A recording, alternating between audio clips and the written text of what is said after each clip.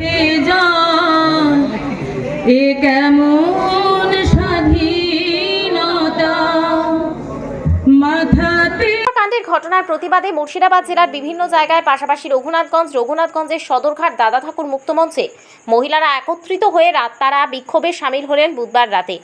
দোষীদের কঠোর শাস্তির দাবি সহ মহিলাদের নিরাপত্তা সুনিশ্চিত দাবি জানিয়ে এই বিক্ষোভ কর্মসূচি পালিত হয়। প্রকৃত দোষীদের আড়াল করা চলবে না, চলবে না, চলবে না। মহিলাদের নিরাপত্তা সুনিশ্চিত করতে হবে, করতে হবে, করতে হবে।